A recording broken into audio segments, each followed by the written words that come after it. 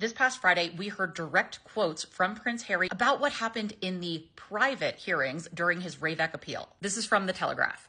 Prince Harry, police protection was withdrawn to trap me. Here's the subhead.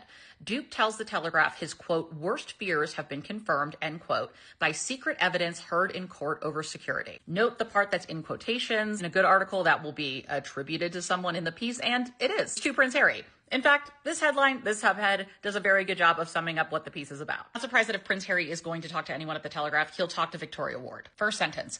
The Duke of Sussex believes his police protection was withdrawn in an effort to prevent him and Meghan, Duchess of Sussex, from leaving Britain to start a new life. Considering the other forms of, quite frankly, financial abuse that we've seen to try to get the couple to stay, this would not shock me. First, I want to remind people of something. I've seen a lot of people misunderstanding what this appeal was about. Prince Harry's appeal over Ravek's decision has to do with the legal procedure. This is not a case that's going to restore his security tomorrow. This was a case that the Court of Appeal agreed to hear because they felt that Prince Harry had a compelling enough case to try and prove why he believed that the lower court's decision to uphold the Ravek decision when they decided to pull Prince Harry's security in February of 2020 was by the book. Another phrase you might have heard a lot last week is bespoke agreement. Ravek decided that instead of applying the same practice that they do to everyone else when it comes to security, including an RMB or a risk assessment, they would give Prince Harry a bespoke agreement since he was no longer a working royal. Which, there's one argument that it doesn't matter if he's working royal or not, he's still a target. The other is, if working royal matters so much, then why did Ravek decide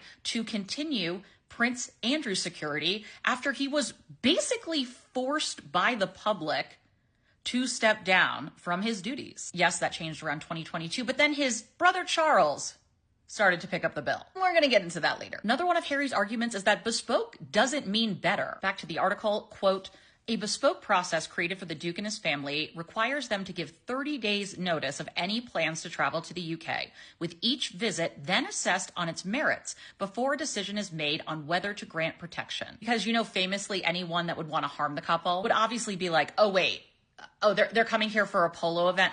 Never mind. Sorry, I thought it was something else. Plus, a 30 days notice, so 30 extra days for this information to leak out to the media about their planned trip. As we know, Ravek is made up of members of the royal household. Here's another quote from the Duke. People would be shocked by what's being held back, he said, adding that his worst fears have been confirmed by the whole legal discourse in this case, and that's really sad. Let's get into what he might be talking about, and for that, we need to go back to the Sandringham Summit. Another thing Prince Harry takes issue with was one of the people who was in Ravek to help make the decision to pull Prince Harry's royal security. That man is Sir Edward Young, the former private secretary to Queen Elizabeth II. You read Spare, you remember he was a pretty busy part of that meeting. In January of 2020, Prince Harry was blindsided to learn that it was an in or out situation. That's what was being presented from Sir Edward Young, Prince William's then private secretary, Simon Case. Prince William obviously was also there, and then Prince Charles, whose private secretary is Clive Alderton.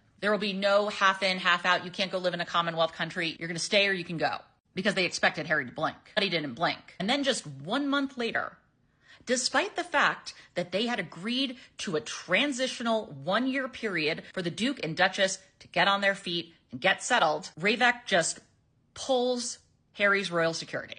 Here's a little video. I never thought that I would have my security removed because I was born into this position and I inherited the risk. So that was a shock to me. That was what completely changed the whole plan. So we had a plan. You, as Prince Harry, are going to have your security removed. Yeah, and I even wrote letters to his family saying, please, it's very clear the protection of me or Archie is not a priority. I accept that. That is fine. Please keep my husband safe. I see the death threats. I see the racist propaganda. Please keep him safe. Please don't pull his security and announce to the world when he and we are most vulnerable. At that time, they are in Canada. They're in an area where they're pretty undercover. And then suddenly they have lost their royal security and reporters dissent. Their location is compromised. They have nowhere to go. Don't know what kind of money they have. Because the other thing is, then Prince Charles was going to give them £700,000. According to reporting from Byline Times, that was rescinded, unless they agreed to drop Christian Jones's name, who worked in Palace Comms for the Sussexes and the Wales and would stay on for Prince William, from a suit alleging a cash for leak scandal involving information about the Duchess of Sussex, which, if you pull all the threads, also eventually involved the person who broke the scoop about Meghan and Harry leaving the UK to begin with. It was because of Tyler Perry, who said, come use my house. It's secure. There's security. You will be safe. You can regroup.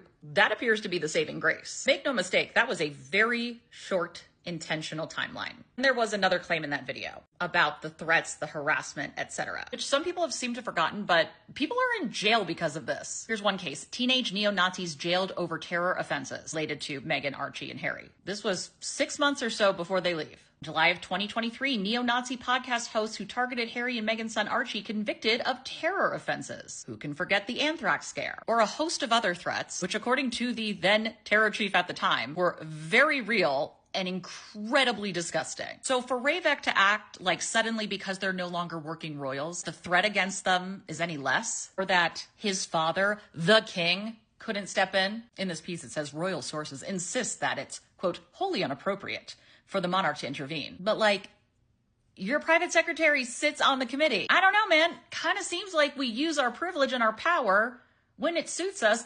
And I'm kind of confused why it doesn't suit you when it's involving your son, your daughter-in-law, and your grandchildren. Because I know someone's going to say this, not that anyone has listened this far. Prince Harry's offered to pay for the security. Now, there's a whole other discussion one can have about paying for police protection. Anyway, some other things that we learned in this article are when we can expect a decision. Sometime after Easter is what the Telegraph is reporting. Win or lose, it doesn't mean that Ravek will be forced to change their policy. As we've learned, though, from Harry's other legal cases involving publishers, yes, change is a big part of it, but it's also about getting the information out there, getting it into record. And maybe some of it is just seeing for himself what exactly happened, even if it confirms possibly his worst fears.